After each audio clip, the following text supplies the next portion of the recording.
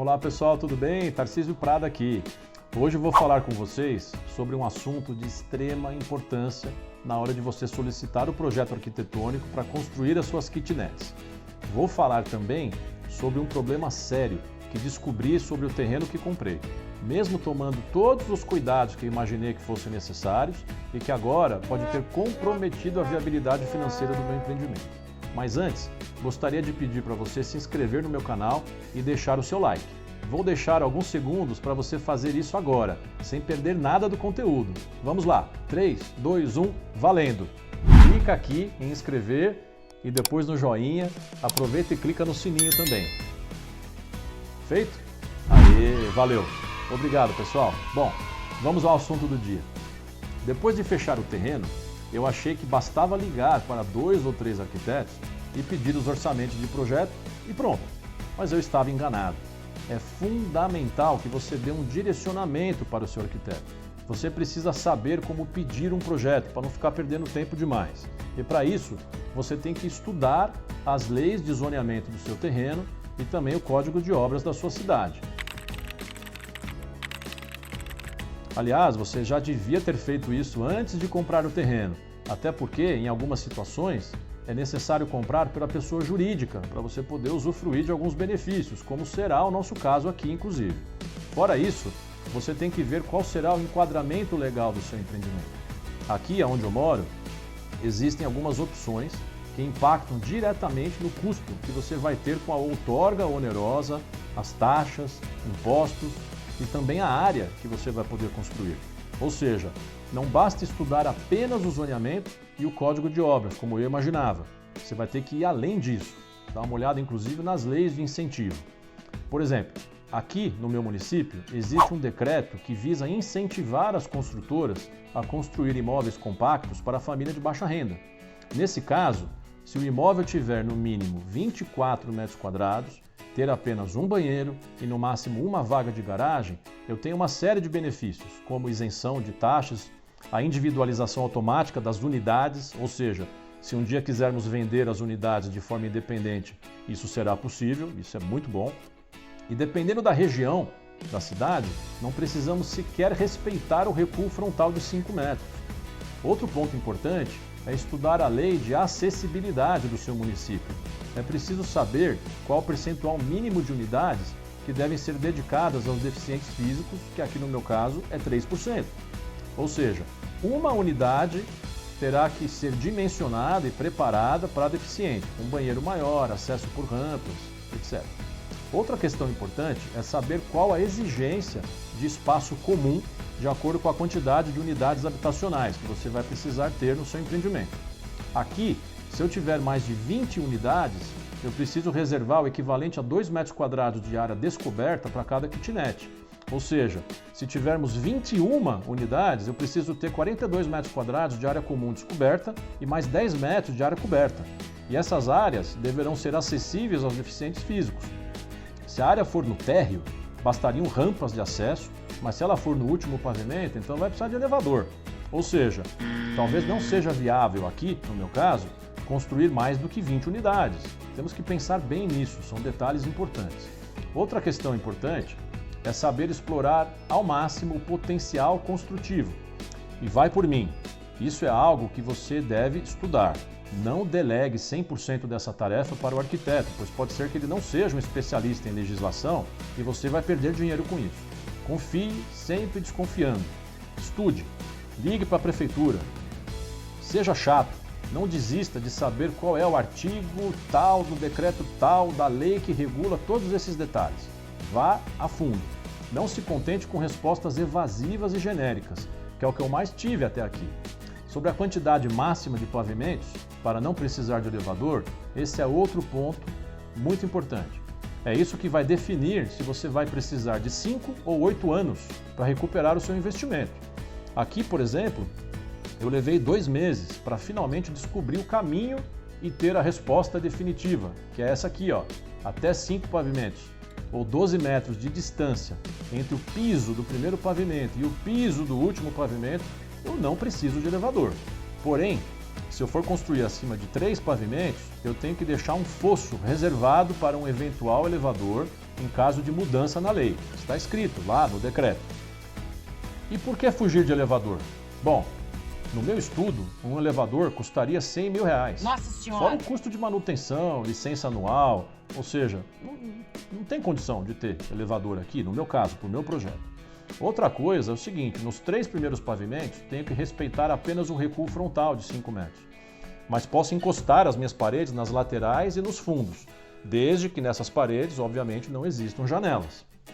Porém, acima de 10 metros de altura, ou seja, a partir do 4º pavimento, já tenho que recuar 3 metros do fundo e das laterais, fazendo com que esses pavimentos sejam mais estreitos. Fica parecendo um bolo de noiva, sabe? Com aqueles degraus. Enfim, fica horrível esteticamente. Mas isso não interessa. O que interessa é a quantidade de unidades que eu vou poder construir nesses 5 pavimentos. Pensei até em fazer lofts no 5º pavimento, para dar uma atratividade maior para essas unidades, né? Já que, enfim, serão 4 lances de escada, né? Vamos ver. Outra questão importante é o tamanho mínimo das unidades. No meu caso, ainda estou estudando se eu vou querer o habite ou não. Ocorre que na minha região, os meus concorrentes aqui, né? Os meus parceiros que também têm kitnets, eles todos oferecem um tamanho padrão, é tudo 15 metros quadrados. E eu tenho receio de oferecer mais do mesmo e ficar na briga de preços e talvez com alta taxa de vacância. Afinal, a oferta é muito grande, tudo igual. Talvez se eu oferecer unidades maiores, com quarto separado, quem sabe até uma varandinha, pode ser que eu consiga alugar por mais e manter a ocupação de 100%. Nesse caso, eu resolveria 2 problemas, pois também teria o habite individualizado das unidades para poder vendê-las no futuro, se um dia assim desejar. Outra questão que eu ainda não estudei é o auto de vistoria do Corpo de Bombeiros, o AVCB, e quais são as exigências. Esse é um tema importante, pois deve ser considerado já na fase de projetos, para não ter problemas no futuro para a emissão do documento. Então isso é algo que eu vou começar a estudar agora. Se isso acontecer, você pode ter algum acidente no futuro e ser responsabilizado até criminalmente. Já pensou? O sonho da sua vida se transformar num pesadelo? Então tem coisas que não tem preço. Bom, chegamos finalmente ao ponto aonde eu comi bola. E ele tem a ver com um negócio chamado perfil natural do terreno. Esse cara não me deixa dormir já há alguns dias. Brincadeira, pessoal, eu não perco sono por nada. Mas a preocupação é muito séria. Eu vou tentar explicar para vocês.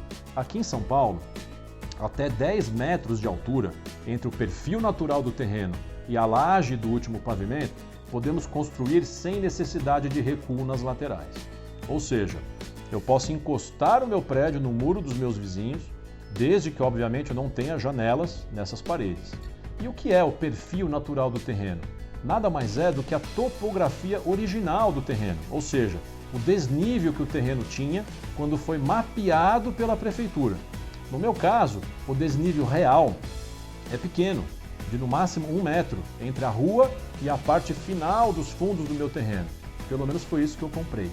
Ocorre que no site da prefeitura, esse desnível consta como sendo de 4,5 metros e não apenas 1 metro, como está lá hoje. Ou seja, o meu terreno, em 1972, quando a prefeitura fez o levantamento topográfico de todo o município, era em declive. O que certamente ocorreu é que ele foi sendo aterrado com o passar dos anos. Mas, para a prefeitura, isso pouco importa. O que vale é o que consta no cadastro oficial de 1972. E nesse caso, eu não conseguiria mais construir os 10 metros de altura, pois na parte dos fundos desses 10 metros, praticamente 3 metros estão enterrados abaixo do nível do solo. Ou seja, com 7 metros de altura, eu já estaria, segundo a prefeitura, na verdade com 10 metros. E o que ocorre quando você passa dos 10 metros? Aí você é obrigado a ter recuos adicionais de 3 metros, tanto nas laterais quanto nos fundos. Isso foi pensado para evitar que se faça muita sombra nos vizinhos. Ou seja, temos um problema sério, pois nosso terceiro pavimento será bem menor do que aquilo que eu pensava. E isso quer dizer que teremos menos unidades. Com menos unidades, teremos uma renda menor. E por aí vai. Justo eu, que me achava o maior entendido de zoneamento e código de obras, de tanto que eu estudei antes de comprar o terreno. E agora tenho esse abacaxi nas mãos. Que burro, dá 0 para ele.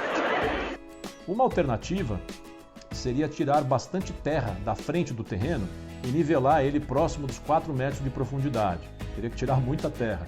e começar a construir abaixo do nível da rua, mas não sei como ficaria a questão de ventilação e insolação dessas unidades e também as exigências dos bombeiros, né? Outra alternativa seria reduzir o tamanho do terceiro pavimento e seguir dessa forma, ou ainda aprovar um projeto na prefeitura e executar outro, porém sempre com o risco de embargo, de não ter jamais o habite da obra, enfim, não sei se é isso que a gente vai fazer. Bem, o problema está aí, e como dizia minha avó, se não tem remédio, remediado está. Vamos ver se os arquitetos conseguem resolver essa parada. Por fim, pessoal, gostaria de falar sobre prazo estimado para poder iniciar as obras. Estou bastante ansioso, né? Então já fui estudar isso também. Estou imaginando que vamos levar uns 60 dias para finalizar todos os ajustes de projeto, para então protocolarmos na prefeitura pedindo um alvará de aprovação e também um alvará de execução, que são duas coisas distintas. No nosso caso, temos também uma pequena demolição para fazer e vamos precisar de um alvará para isso também. Dos vários arquitetos que conversei sobre esse tema específico, alguns disseram que leva 3 meses para sair o alvará, outros 1 ano. Teve um que disse que sai na hora, mas tirando esse que disse que sai na hora e pegando a média, estamos falando de 8 meses aproximadamente. Ocorre que existe um decreto que diz que caso você não construa além do coeficiente máximo permitido, e, desde que transcorridos 120 dias sem aprovação da prefeitura, você já pode iniciar as suas obras por conta e risco de ter que eventualmente alterar alguma coisa que possa ser exigida pela prefeitura no futuro. Então, estou contando com isso. 2 meses de projeto e depois mais 4 meses para início da obra. Ou seja, em 6 meses estaremos iniciando a construção do tão aguardado sonho.